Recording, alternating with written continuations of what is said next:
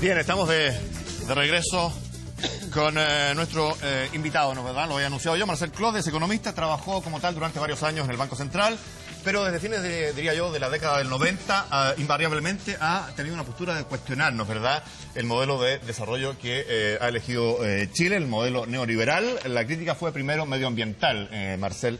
Y luego, siempre, ¿sí? Sí. Nunca ha dejado de ser. Y luego ha puesto el foco en la inequidad que genera el modelo neoliberal. Políticamente fue en algún minuto de muy joven, militante de la democracia cristiana, pasó por el PPD, renunció el año 93 a ese partido, y hoy es candidato presidencial apoyado por el Partido Humanista y la Izquierda Unida. Además, el PC, hubo varios que quisieron ahí apoyarlo, pero finalmente eso no prosperó. Marcel, muchas gracias por acompañarnos hoy día en Estado Nacional. Buenas. No tuvo el apoyo del PC, Marcel Clodes, pero casi. ¿Usted esperaba ese apoyo? Es que nosotros no hemos tenido nunca conversaciones con el Partido Comunista, ni formales ni informales siquiera. Esto fue una cosa que ocurrió dentro del Partido Comunista, a partir de muchos militantes y muchos sectores del Partido Comunista que presionaron a sus autoridades para que no optaran por Michelle Bachelet. Y lo más notable de eso fue la declaración de Tomás Mulián, que planteó, y Mulián es uno de los más reconocidos militantes del Partido Comunista, intelectual y no solamente de reconocimiento dentro del partido, sino que también en la intelectualidad de izquierda. Y él hizo ese planteamiento, pero nosotros no lo esperábamos. Marcelo, usted ha dicho que la candidatura suya surgió de los movimientos sociales. ¿Qué tan real es eso? Porque si uno revisa, yo no he visto por lo menos ningún movimiento social que diga Marcel Clodes es nuestro candidato ni haga campaña por usted. A ver, lo que yo he dicho es que esta candidatura no se construye sobre la base de un estudio de mercado.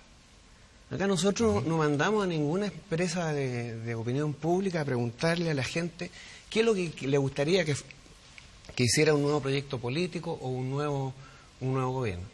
Nosotros hemos estado siempre por la educación pública gratuita, siempre por la renacionalización del cobre, siempre por terminar con el sistema de la AFP. Y hemos estado acompañando a los dirigentes estudiantiles desde hace más de 20 años. Yo tengo 500 conferencias en el movimiento estudiantil. 500, todos los años. He acompañado la lucha del movimiento estudiantil. He acompañado la lucha de los pescadores artesanales, de las mujeres trabajadoras en Puerto Montt, de los trabajadores sindicales, del movimiento sindical. Yo he estado ligado al movimiento sindical. Lo que yo he dicho es que este proyecto se ha ido levantando sobre la base de ese proceso de acompañamiento y que es a partir de las bases. En concreto, el año 2011 yo di 85 conferencias en el movimiento estudiantil, en todo Chile. Y es precisamente ahí, en la discusión política con las bases estudiantiles y con los dirigentes estudiantiles locales, que planteamos la idea de un proyecto político nuevo. Y era reiterativo. La pregunta tiene que ver reiterativo era que me planteaban que yo asumiera la conducción o el liderazgo. Pero los movimientos sociales son los que están marcando la agenda hoy día claramente en Chile, y sin embargo la candidatura suya, en razón de los sondeos, si uno los revisa, no tiene mayores posibilidades por ahora de llegar a la moneda. Hay una disociación ahí. ¿Pero por qué dice eso tú? Porque las encuestas dan otros candidatos que tienen mejores cifras, Marcela. Entonces, ¿cuál es la explicación de esa disociación? Bueno, yo te voy a explicar. Los candidatos de la Concertación y de la Alianza, con suerte sacaron 3.600.000 votos en la última encuesta de verdad, que fue las elecciones municipales. Hay más de 7 millones de chilenos que no van a votar por la Concertación ni por la Alianza, aunque los planetas se alineen. Aunque ocurra la segunda venida de nuestro Señor Jesucristo. ¿Esa es una presunción? No, es así. Pero, es así porque además esas mismas encuestas que tú dices, la Alianza y la Concertación no tienen más aprobación que el 21%. Entonces estamos hablando de que hay un 70% de ciudadanos que no tienen ningún interés y además descalifica ambos proyectos. Porque estos dos proyectos, digámoslo honestamente, son hijos de Pinochet. Se han dedicado a defender el modelo económico de la dictadura militar y lo han hecho de manera descarada y desenfadada. Y eso es lo que a la gente lo tiene aburrido. Nosotros lo que hemos dicho es, miren, hoy día vivimos en un periodo político de inflexión. Ese periodo político de inflexión significa que nadie sabe lo que va a pasar este año. Nadie lo sabe Porque hay 7 millones de chilenos que podrían levantarse ese día en la mañana y para decirle, bueno, pero yo lo que te digo, podrían hacerlo o podrían no hacerlo. Yo no te estoy diciendo que nosotros vamos a ganar, yo te estoy diciendo que nosotros tenemos una muy buena posibilidad. Además, no solamente lo digo yo, sino que lo dice la revista Foreign Affairs, que reconoció que esta candidatura era la más promisoria anticapitalista. O uno de los eslogans, Marcel, es todos a la moneda. Si llega la moneda, ¿con quién efectivamente llega Marcel Clod? Porque no se conoce una lista parlamentaria y tal vez tampoco nombres o figuras que estén apoyando esta candidatura y que puedan eventualmente, por ejemplo, integrar un gabinete. Bueno, mira, yo creo que hay algunos nombres, ¿no? O sea, por ejemplo, Malucha Pinto, Tomás Hirsch, Luis Mesina. Gente del mundo de la cultura. Gente del mundo de la cultura, del mundo de los trabajadores. Hay muchos dirigentes estudiantiles de regiones que están en esta candidatura. Y además nosotros hemos dicho claramente, o sea, la lista va a construirse. Nosotros vamos a tener una lista parlamentaria, pero se está construyendo. Pero además hay otra cosa importante decir. Todos somos políticos, todos somos seres políticos. Claro. Y nosotros esperamos, por ejemplo, a pedirle a un Tomás Mulián o a un Humberto Maturana si le interesa participar en este proyecto. Por lo tanto, gente, intelectuales, capaces de poder asumir tareas de responsabilidad política, que lo harían bastante mejor que, por ejemplo, el señor Lavín, que tiene ideas muy poco lúcidas respecto a cómo se administra la política de Estado. Me parece que no es lo que nos va a faltar. Gente, intelectuales y capacidad para gobernar no nos va a faltar. Correcto. Vamos a ver, Marcel, y regresamos de inmediato después de eso al panel, una nota sobre lo que algunos han llamado los candidatos alternativos a la moneda. ¿Quiénes son? ¿Cuáles son sus propuestas? ¿En qué están? La mirada y la aproximación de Franco Ferreira en la siguiente nota.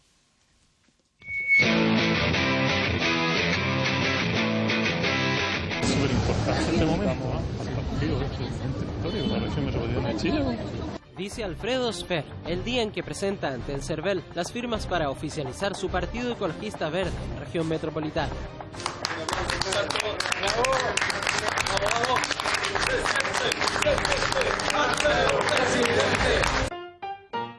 Pero... ¿Y esto qué es? ¿Hay que subirlo?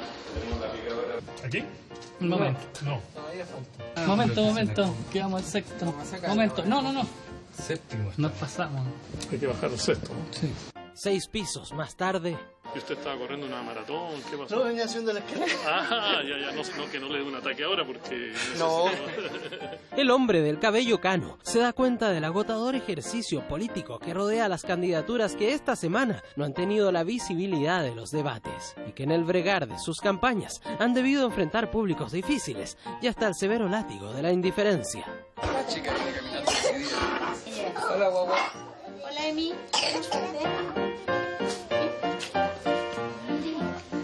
¿Quieres practicar conmigo? Paso de largo. Porque son pocos los que les están observando. ¿Haces pautas de prensa a las que uno conoce, que vienen medios de comunicación, te sacan imágenes? Si yo hago una pauta de prensa van a llegar, pero en el fondo, si tú te estás dando cuenta, los canales están siguiendo a los candidatos de las dos alianzas y en particular a 3 de esos candidatos. Resulta entonces de suyo sano entregar un espacio a todo aquel expuesto al difícil camino fuera de las mediáticas primarias. De que te vayas a encontrar con mierda en el camino, te lo seguro, porque estamos rodeados de mierda. Literalmente, vos. Me dicen mierda y justo había... Claro. Donde encontramos a emblemática dirigente de Anda Chile. ¿Había estado en una pauta tuya así, donde fuera la prensa televisiva? No, nunca. Y a tantos otros. Usted abre una puerta y le aparece alguno. Hola, soy Gustavo Ruz, coordinador nacional del Movimiento por una Asamblea Constituyente. Y como todo alternativo, enfrentan por estos días el más complejo camino de la independencia. Estoy sentado al lado de un candidato presidencial, pero la gente, ¿qué puede hacer? ¿Puede firmar por ti para que inscribas esa candidatura? Paseo Ahumada, porque el candidato independiente necesita 37.000 firmas. ¿Cuánta plata se necesita? Es grande, nosotros hemos dicho que cada firma en la práctica, no solamente conseguirla, sino que depurarlas contra 5 bases de datos te cuesta cerca de 1.500 pesos cada una. Nosotros tenemos más de 37.000 adherentes, de manera que un esfuerzo que hacemos a pulso. No es poca plata, ¿eh? No tengo plata, pero tengo amigos. Para serte sincero, no es una tarea chiquitita, es una tarea grande. ¿Y cómo se está financiando? En este momento se va a financiar lo que falta con un crédito. ¿Un crédito personal, tuyo? O sea, la práctica sí, a la larga yo voy a tener que llegar y justamente a jugar con ellos.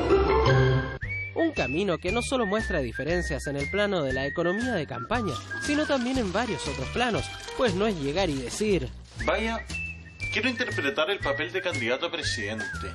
Hay que tener vocación por interpretarlo. Tú no vas a tener vocación para interpretar eso si simplemente estás agitando eventualmente todo lo que algunos quieren escuchar. Gratuidad, asamblea constituyente. Tengo que ser candidato independiente a fin de que todos nos comprometamos en una asamblea constituyente. No es solamente una asamblea constituyente, es asamblea constituyente y social. Y un camino que, por mucho que estén alejados de la primera línea en los medios, los tiene a veces tanto o más distanciados entre sí, que esta semana tuvieron debate en horario prime.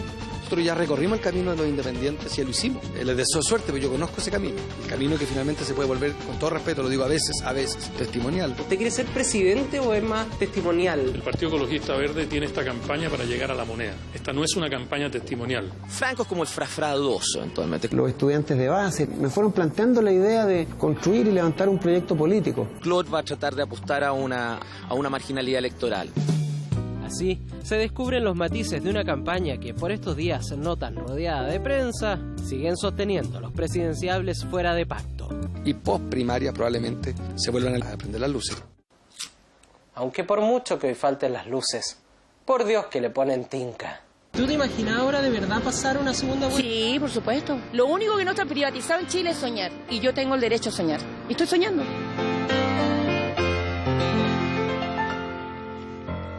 Bueno, Marcel Clot tiene un montón de propuestas en términos generales. Diría yo, propone una sociedad de derechos en Chile. Lo primero que haría al asumir, entiendo, como presidente electo sería una asamblea constituyente convocada a través de un plebiscito. Yo quiero abrir el panel, no sé, Hernán, tú. Candidato, a mí me gustaría preguntarle por Michelle Bachelet y las posturas de Michelle Bachelet. Ella hoy día está planteando una asamblea constituyente, ella está planteando gratuidad universal en la educación, ella está planteando, en el fondo, una serie de cosas que su candidatura lleva planteando, y tú llevas planteando hace mucho tiempo. Ella ya fue presidenta, tuvo la oportunidad de hacer una serie de cosas que da la impresión no hizo. ¿Da la impresión? ¿Cuál es tu perspectiva respecto a cómo hoy día Michelle Bachelet está, digamos, levantando una serie de banderas que da la impresión han estado puestas históricamente en otras personas? Lo único que hace la señora Bachelet con eso es darnos la razón, nada más.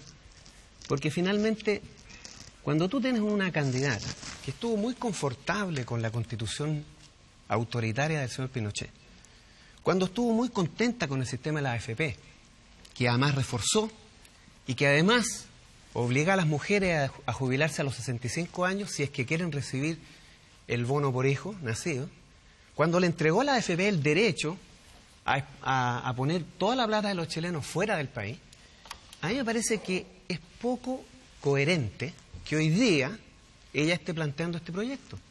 Es poco coherente, ¿por qué? Porque ella no lo hace desde la honestidad más profunda de su compromiso político. Porque cuando ella ha gobernado para las multinacionales, cuando ella toleró que el cobre de Chile se lo lleven las multinacionales, como se lo llevan hoy día, sin hacer nada al respecto, entonces me parece muy poco consistente, muy poco honesto que ahora, porque las encuestas le dicen, porque la tendencia política va en la dirección de la Asamblea Constituyente, de la educación pública gratuita, entonces a mí me parece que no es posible creerle. Es una deshonestidad política profunda y marcada. Y además, ella no dice que quiere una Asamblea Constituyente, dice que cree que podría ser. Es ambigua. ¿No? Es totalmente ambigua. Además, ella lo dice dentro de la institucionalidad. Y el problema es la institucionalidad pinochetista, que la concertación durante 20 años se cuadró, legitimó, fortaleció y le dio profundidad. Por eso que es muy difícil. ¿Sabes lo que pasa? Que en política, como en todas las cosas de la vida, hay que ser consistente en el tiempo. No es un problema de opinión, es una cuestión de principios. Si tú eres partidario de la educación pública gratuita, lo tendrás que ser toda la vida, y no cuando los vientos cambian. Y el problema es que aquí los vientos han cambiado. Seguramente Clarisa quiere hacer un par de comentarios. Bueno, hola. ¿Qué tal? Marcel. Primero, creo que es encomiable que hayan tantas candidaturas, porque lo que está permitiendo en el país es abrir un debate múltiple, movilizando, yo creo que movilizan además más ciudadanía. Esto abona en el sentido de ampliar el interés por la política. Creo que esto puede revertir este dato que nos daba el candidato cuando señalaba la alta abstención que hubo para las municipales. Y yo creo que todos pueden contribuir en esa dirección. Pero primero, mi primera sorpresa. Casi todo el diagnóstico de todos es que la política es una política mala, sorda, ciega a los movimientos sociales. Hay un emerger de los movimientos sociales, muchos que dicen representarlos o ser cercanos a ellos, y curiosamente se salen del movimiento social, lejos de seguirlo representando, siendo los contestatarios frente y tratando de introducir modificaciones en la política, y saltan a la arena de la política. Entonces esa es una primera inquietud. Pero respecto en particular a lo que señala Marcel, una aclaración. Es la pensión básica solidaria, el pilar solidario a los 65 años. La pensión no ha sido tocada para las mujeres a los 60 años y se les agrega, por el contrario, un ahorro adicional que acumulan a lo largo de su vida por los niños. Por lo tanto, una importante introducción, un cambio muy importante estableciendo un pilar solidario. Pero yendo a la pregunta de fondo que te hizo Hernán, en la elección pasada, efectivamente hubo dos candidaturas alternativas a las de la concertación y la de la alianza, que realmente presentaron opciones muy distintas, que fueron la de Marco Enríquez Ominami y la de Jorge Arrate. Y yo creo que ahí sí se notaba que habían posicionamientos muy distintos. Hoy día, cambios mediantes, derrotas de la concertación mediante, movilización ciudadana mediante, y como reconocimientos de cosas que hay que incluir en el mundo de la concertación, que hoy día se amplía a nueva mayoría, han sido incorporadas.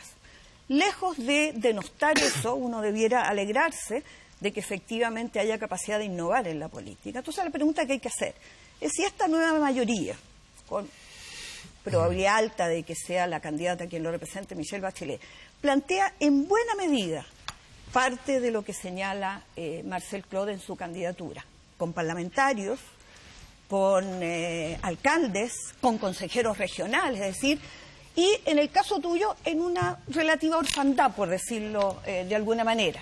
Y yo creo que el elector se mueve con el corazón y vota con la razón. Vota por el sueño posible, por aquello que le puede realmente cambiar la vida. ¿Por qué razón habrían de votar en buena medida por las cosas que tú estás señalando cuando hay sólidamente sistema de partidos, movimientos que acompañan esos partidos? Quiero recordarte que está el sindicalismo detrás, como Bárbara Figueroa, Iván Fuentes, que era también de un movimiento social importante de Aysén, etcétera. ¿Por qué razón habrían de votar por ti y no por la candidata que representa esas mismas inquietudes? En primer lugar, sobre lo del pilar solidario, esa es otra martingala que hizo la señora Bachelet para resolverle el problema a la AFP, porque acuérdate que con el sistema de AFP más de la mitad de los trabajadores se iba a quedar sin pensión. Esto se lo inventaron la AFP para resolverle el problema y mantener la duración del sistema. Por lo tanto, no me parece una solución al problema de los pensionados. Además, tú no me vas a decir que 80.000 pesos mensuales como pensión es algo digno de reconocer y aplaudir. A mí me parece una cosa completamente impresentable. No puedes pedirle a una persona de 65 años que viva con 80.000 pesos. Me parece grave defender las propuestas de la señora Bachelet por el famoso pilar solidario, que de solidario es con la AFP y no con las personas. Sobre todo sobre el tema de los movimientos sociales, de hacer política. ¿Por qué los partidos políticos tienen la prerrogativa de ser los que hagan política? Todos somos seres políticos.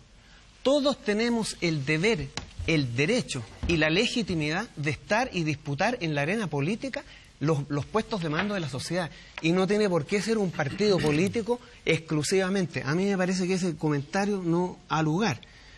Ahora, ¿por qué confundes cuestionar con denostar? O sea, en este país no se puede cuestionar las políticas públicas. No se puede criticar a un político porque eso es denostarlo. Que yo sepa, no la he insultado a la señora Bachelet. He cuestionado sus políticas. No he denostado su persona. Por lo tanto, a mí me parecería que una vez más usemos las palabras en su justa medida y en lo que significan. ¿Sabes por qué? ¿Sabes por qué no hay que creerle a la señora Bachelet? Porque a Salvador Allende, cuando postuló su proyecto, nadie le fue a preguntar ¿por qué tenemos que creerle a usted? Porque tenía una historia política. A Eduardo Frei Montalva Nadie le cuestionó la posibilidad de que en realidad iba o no a hacer la revolución en libertad, la reforma agraria, la sindicalización campesina. Nadie se lo cuestionó. ¿Por qué se le cuestiona a la señora Bachelet? Porque la señora Bachelet gobernó para las organizaciones empresariales, que eso todo el mundo lo sabe y deberían saberlo. No sé si se acuerdan de Campeche. Cambiarle el uso de suelo a un terreno, área verde, para que una empresa multinacional norteamericana, vía presión del embajador norteamericano, lo hiciera. ¿Y quién lo hizo? La señora Bachelet, el 31 de diciembre del año 2009, antes de irse. Esa es la historia política de esta señora y de la concertación, porque en realidad la señora Bachelet representa la concertación. La concertación aumentó la desigualdad, la concertación aumentó la pobreza, y tú bien lo sabes y me lo cuestionaste una vez por los medios de comunicación. Me dijiste que además yo era hiperventilado porque decía que en Chile había 80% de personas que no llegaban a fin de mes, y esa es la verdadera pobreza que hay en Chile. Hablaste de que en Chile había un 80% de pobreza. Eso es pobreza. Cuando tú no llegas a fin de mes es pobreza. Eso se hizo durante los gobiernos de la señora Bachelet. Entonces, eso no es denostarla, eso es decir las cosas por su nombre. Y si no les gusta, bueno, cámbiense de partido, abandonen la política. Abramos, Guillermo y Gonzalo. No, yo hay algo que me parece que no puedo dejar pasar. Cuando tú dices la concertación defiende el modelo de Pinochet, yo francamente creo que eso es tirar el elástico hasta un límite exacerbado. Lo que voy a explicar ahora, lo que hay es un país que estaba viviendo una dictadura, un dictador que pretendía eternizarse en el poder por 8 años, y que en lugar de eso una coalición de partidos decide derrotar a la dictadura por la vía pacífica. Eso llevaba de nosotros como contracara el aceptar la institucionalidad y por lo tanto derrotar a la dictadura dentro de su institucionalidad. Lo que ha hecho la concertación en todos estos años son enormes progresos en el ámbito económico, enormes progresos en el ámbito social, dentro de ese marco que efectivamente aceptó para evitar que el país siguiera sufriendo los horrores de la dictadura en la cual estábamos viviendo. Y lo que nadie puede negar es que repetidamente la concertación ha hecho lo posible para poder cambiar el régimen político, para democratizar el país, y eso no se ha podido hacer, como tú bien sabes, por la combinación del régimen binominal y por las leyes supramayoritarias que hoy día tenemos. Entonces yo no creo que eso sea defender el modelo Pinochet, eso es cambiarlo desde adentro, porque fue el precio que se pidió, que se tuvo que pagar para tener una transición pacífica que salvó vidas, que le volvió la dignidad a este país. Entonces yo no creo que eso sea defender el modelo de Pinochet. Ahora, quiero volver un poco a tu programa, porque tú dices, este no es un programa que está hecho por una agencia de mercado. Sin embargo, cuando yo veo la lista de cosas que hay acá, un programa interesante, pero es un petitorio de cosas que hace gente que se parece bastante finalmente a lo que haría una agencia de mercado. Por ejemplo, en educación dice eliminar el uniforme, adoptar en lo posible el modelo de educación de Finlandia. O sea, una cantidad enorme de cosas que es bien interesante de ver. Ustedes lo pueden ver en todosamoneda.cl, donde uno se pregunta, bueno, eso es un largo petitorio, enorme petitorio de cosas. Ustedes van a democracia, economía. Entonces la pregunta es, bueno, ¿cómo tú vas a compatibilizar todas estas cosas? Si tú fueras efectivamente electo, y hay que ponerte un poco en esa situación, ¿cómo vas a organizar toda esta enorme cantidad de cosas, muchas de ellas contradictorias, que hay dentro de tu programa? ¿Cuáles son las contradictorias? O sea, podemos ir a varias cosas que están acá: libertad de expresión, democracia directa en asambleas comunales, provinciales, regionales, democracia participativa, parlamento unicameral, voto de chilenos en el extranjero. La pregunta es por la contradicción. ¿Dónde está la contradicción? No, todas esas cosas tienen elementos de contradicción evidentes. La pregunta es cómo tú vas a... Progresos económicos y sociales. Cuando termina la dictadura militar, el 5% más rico ganaba 140 veces más que el 5% más pobre. Hoy día es 350 veces. ¿Progreso social? No es progreso social. La mitad de los trabajadores gana menos de... Momento. Bueno, pero eso te da una indicación de que la desigualdad ha sido profundizada por la concertación y no ha disminuido.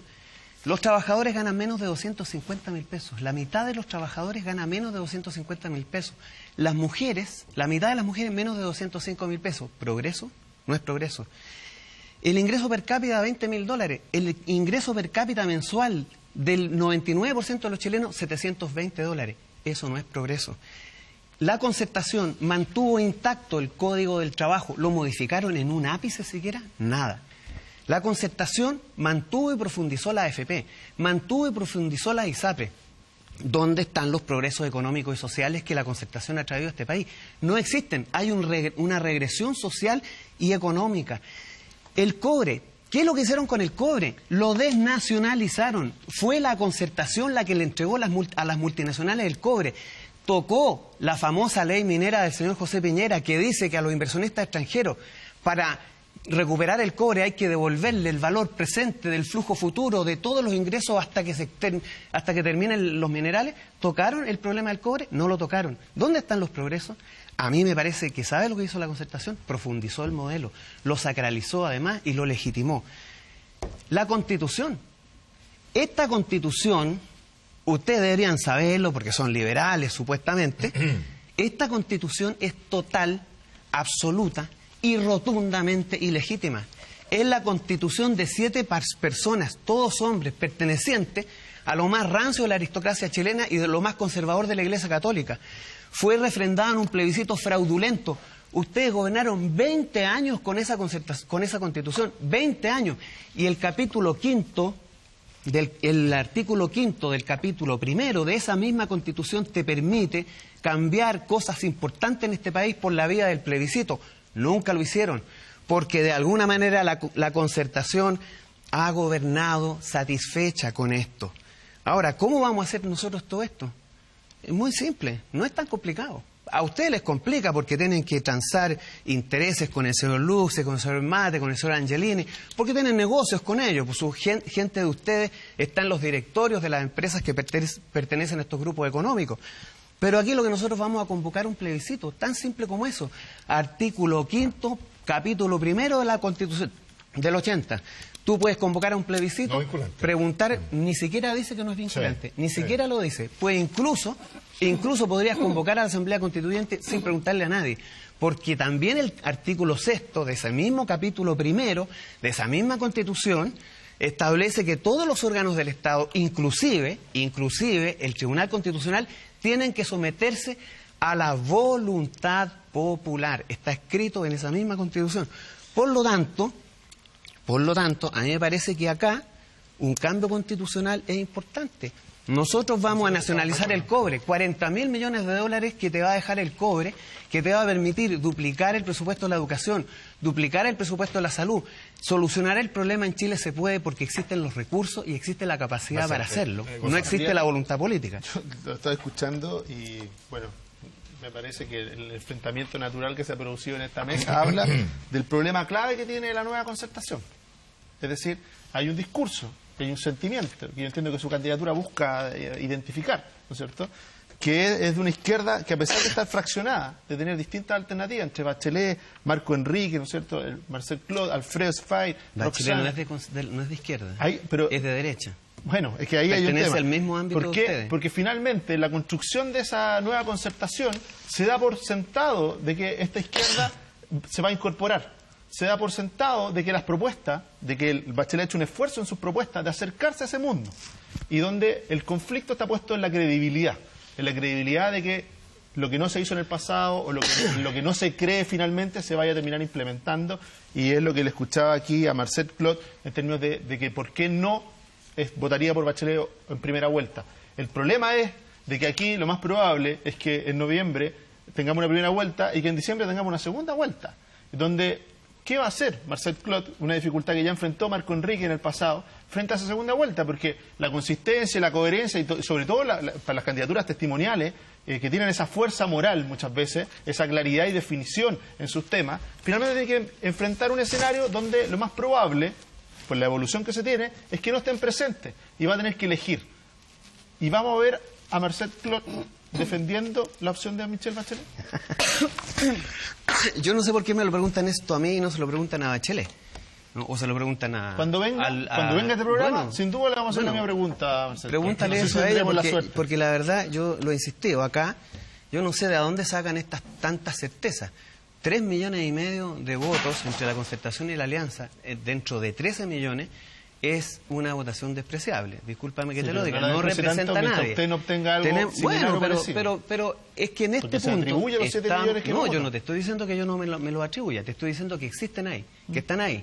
Más Es de una 7 posibilidad. millones. Andrés Velasco dijo lo mismo. Hay sentado en 7 esa silla. millones de votos que están ahí y en consecuencia uno puede decir, si nosotros somos capaces de levantar un proyecto coherente, consistente, responsable, con historia política, porque este proyecto tiene historia política. Yo no vengo recién entrando a la política, llevo 20 años de lucha política, no en el Parlamento, no en los ministerios, en los movimientos sociales, en el movimiento estudiantil, como intelectual. Tengo historia política en Chile y antes de eso, en tiempo de la dictadura, también fui militante de Sebastián Acevedo, participé en la agrupación de economistas socialistas, tengo mucha historia política, conozco este país, lo he recorrido, ya hice campaña el 2011, cuando fue el movimiento estudiantil, por lo tanto, tengo cierta certeza de que es muy probable que ese día se levanten más de 3 millones de chilenos, no a votar por la Concertación ni por la Alianza, los partidos de la dictadura, las coaliciones de la dictadura, y se levanten a votar por un proyecto democrático,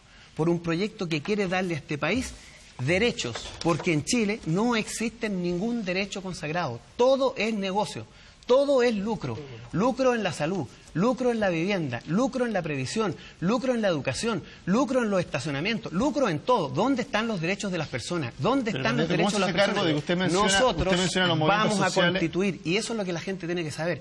Nuestra convicción total y absoluta es que si nosotros entramos en la moneda, vamos a terminar con esta Constitución, vamos a terminar con la AFP, vamos a recuperar el cobre para el desarrollo de Chile, porque nosotros hemos estado más de 20 años en lo mismo y no le hemos preguntado a ningún encuestador qué es lo que hay que decir. Sí. Y esto que tú me decías anteriormente, bueno, se parece, claro que se parece, pero nosotros siempre lo hemos dicho, pues.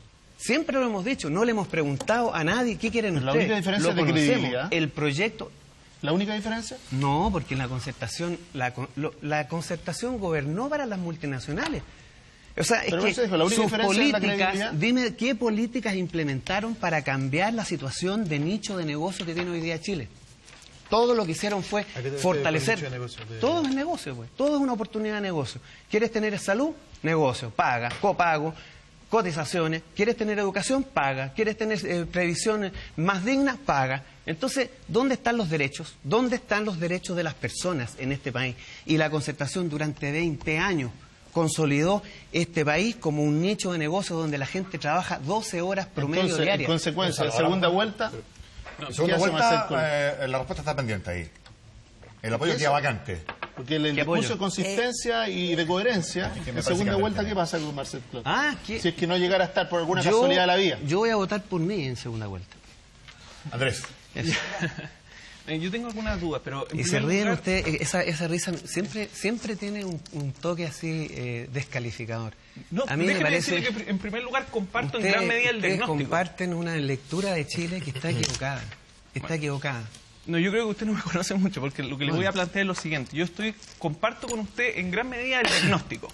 O sea, hay una visión bastante crítica del modelo político y económico, las candidaturas dentro de la oposición, dentro de las candidaturas que pertenecían a la Concertación, hoy nueva mayoría, hay candidaturas que vienen a criticar el modelo en los mismos términos. José Antonio Gómez es muestra de ello.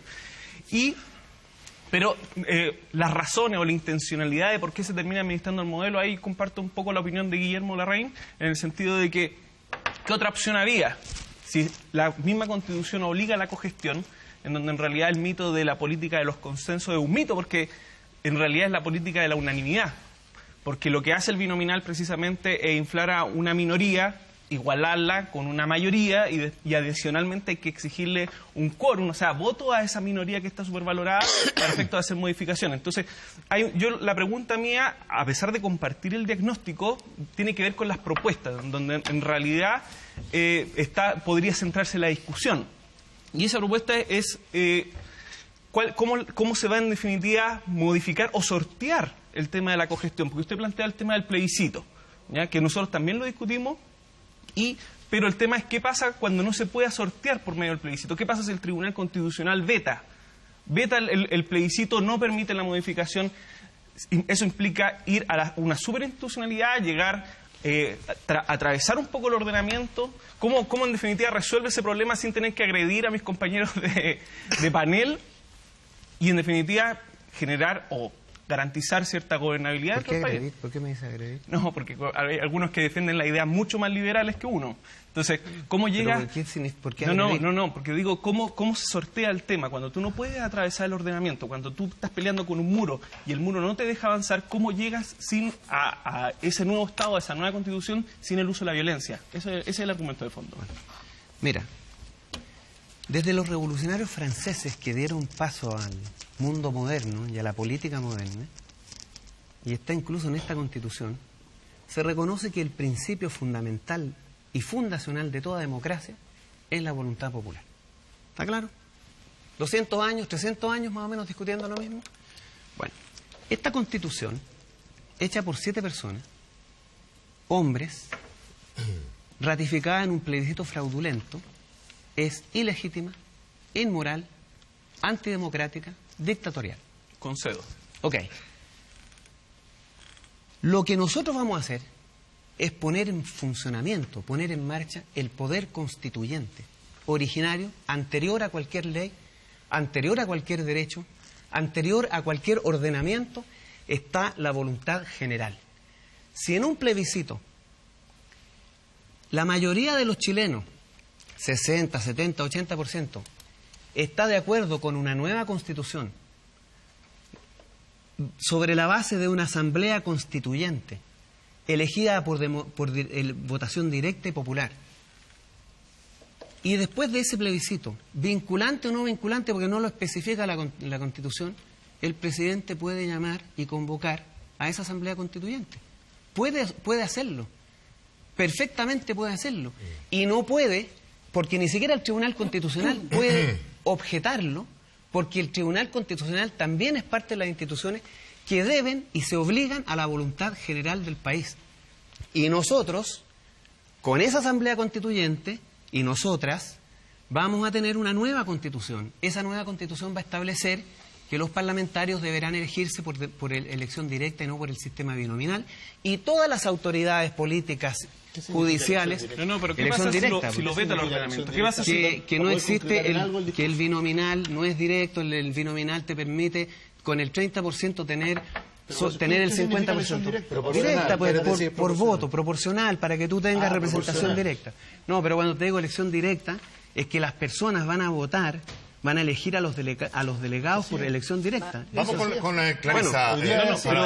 Pero ¿qué pasa si lo veta? Porque este es un tema interpretativo. Si se acepta o no se acepta un plebiscito vinculante. ¿Y cómo se logra eso además sin parlamento? Por eso sin diciendo, convocar. Una nueva constitución va a tener que permitir a todos los parlamentarios de las autoridades de este país a renunciar.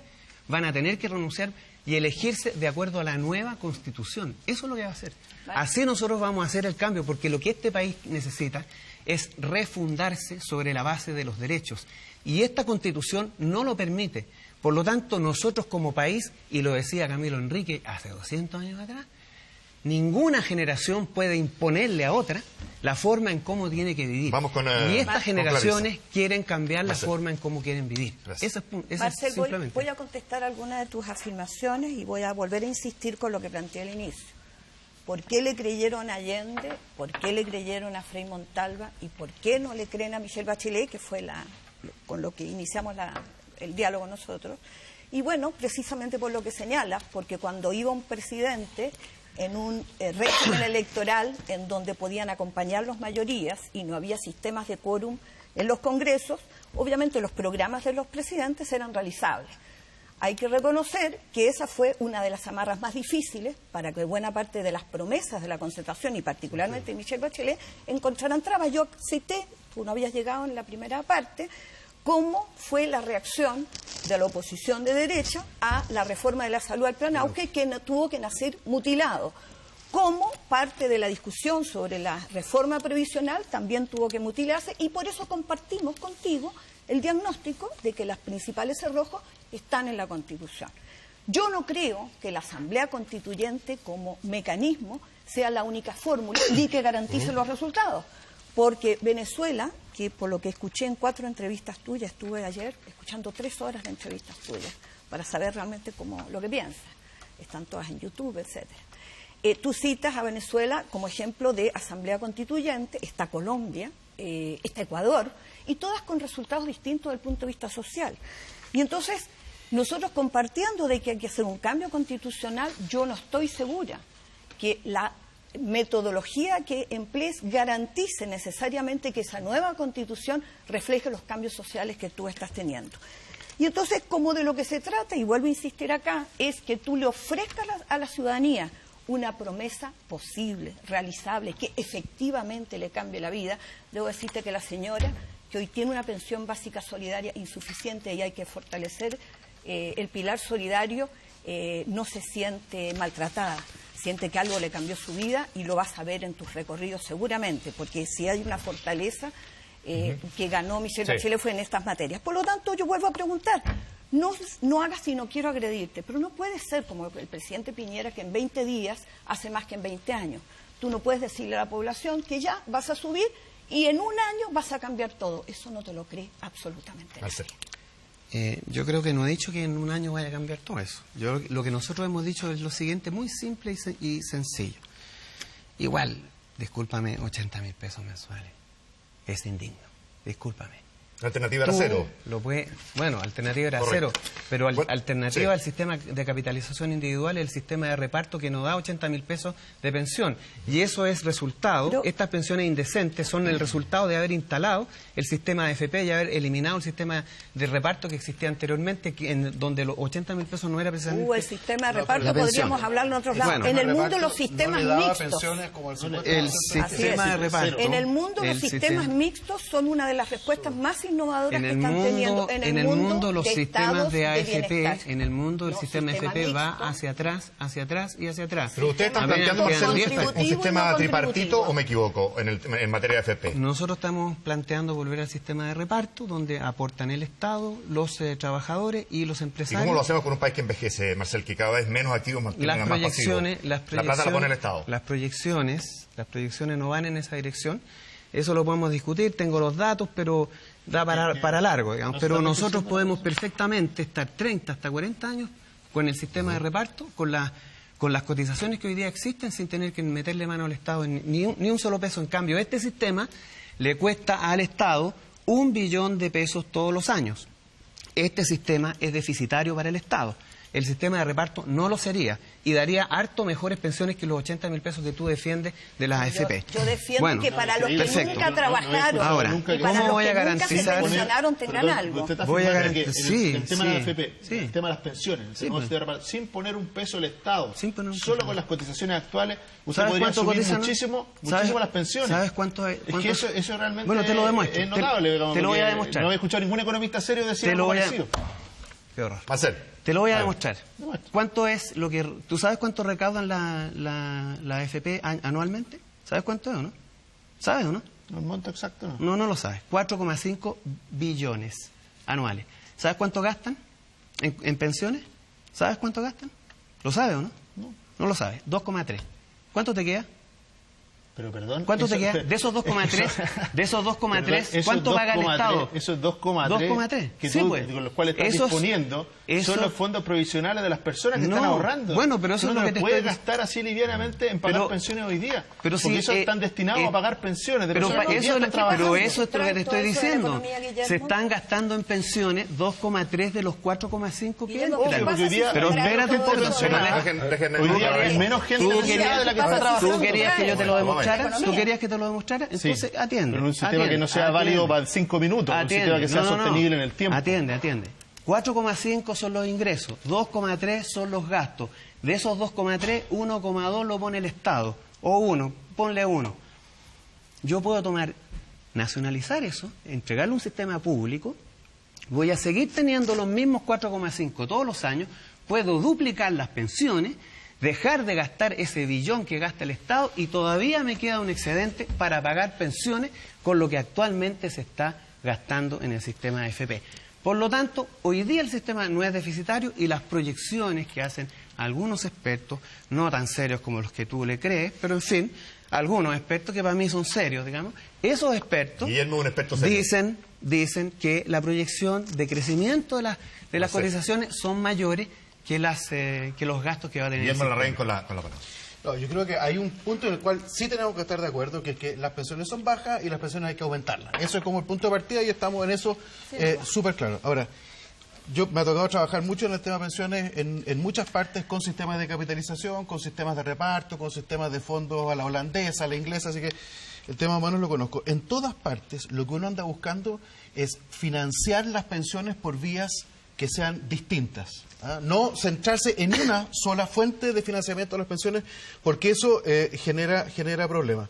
El envejecimiento de la población, Marcel, sí genera impacto sobre distintos aspectos. En los sistemas de capitalización, como el chileno, el impacto del envejecimiento es que las pensiones son bajas. ¿Y por qué? Porque cualquiera sea el nivel que tú hayas ahorrado, bueno, tienes que utilizarlo para financiar más años. Por lo tanto, el impacto en Chile es que las pensiones son bajas y eso tenemos que trabajarlo. ¿Qué es lo que está pasando en Europa? El envejecimiento de la población lo que está haciendo es que impacta los presupuestos de la nación. Entonces, no hay una solución que sea trivial y que sea simple. Yo creo que hay que buscar formas de financiamiento que tengan un componente de capitalización como el que tenemos hoy día, y hay que fortalecer, y estoy de acuerdo, los componentes públicos. Y eso se llama pilar solidario. Y el pilar solidario, efectivamente, 80.000 pesos es poca plata, te lo concedo, no hay ningún problema. O sea, más que te lo concedo, estoy de acuerdo. No es que te lo concedo, estoy de acuerdo. Eso hay que subirlo, y no solo hay que hacer eso, sino que además hay que aumentar la cobertura del pilar solidario que hoy día para en el cuarto Guillermo. Hay que aumentarlo. Entonces, me parece que no es tan fácil como decir vamos a avanzar de un lado para otro, porque cuando tú dices voy a nacionalizar los fondos de pensiones, evidentemente que eso tiene impactos económicos. Y eso, ¿qué impacto económico? ¿Qué pasaría con la inversión? ¿Cómo financian la inversión si es que no tienen las plata? ¿La inversión de quién? ¿Saben en qué se gastan esos fondos?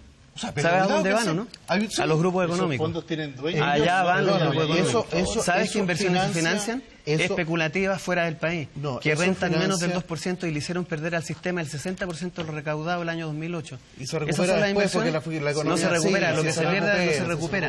Entonces, ¿dónde están las inversiones? ¿Qué inversiones? La nacionalización ¿Qué inversión? Por medio de la capitalización, y hay opiniones que en este caso claramente no están de acuerdo y no vamos a llegar a ninguna conclusión acá. Seguramente, Marcel, como economista en el tema del trabajo, por ejemplo, yo creo que ustedes entiendo, una propuesta sobre este tema. ¿Cómo una candidatura como la suya, siendo presidente finalmente, generaría más empleo y mejor pagado? Bueno, nosotros voy a hacer si me dejan terminar, nosotros vamos... 2 minutos. Bueno, nosotros vamos a centrar un gran esfuerzo en aumentar la demanda interna en Chile a través de renacionalizar el cobre, hacer una profunda reforma tributaria que recaiga la recaudación sobre quienes no pagan hoy día impuestos, que son las empresas. Vamos a tener más plata, eso es lo que en concreto, vamos a tener más recursos y lo vamos a gastar. Vamos a duplicar el presupuesto de la educación, de la salud, vamos a mejorar las pensiones. Todo eso genera demanda para una pequeña y mediana empresa que está ahogada porque no tiene mercado, porque la desigualdad en Chile es tan grande. Entonces, cuando tú aumentas los salarios, cuando tú el gasto del Estado empieza a gastarse más, vas a tener empleo a quienes construyen hospitales, empleo en quienes suministran a los hospitales, empleo para quienes suministran las reparaciones, para profesores, para médicos. Mira, nosotros vamos a hacer inversiones con los recursos del Estado que vienen del cobre. Porque los privados no invierten más después de eso. Los privados, mira, hablemos de los privados. ¿Sabes cuánto se lleva la inversión extranjera? ¿Cuán buena ha sido la inversión extranjera en este país? En los últimos 3 años han sacado más de lo que entran. Esos privados, pues yo aplaudo y le pido al Dios del cielo que se vayan, porque lo único que han hecho en este país es robar, solo robar. El Estado tiene los recursos suficientes y el país para hacer su propio desarrollo. Pausa y regresamos.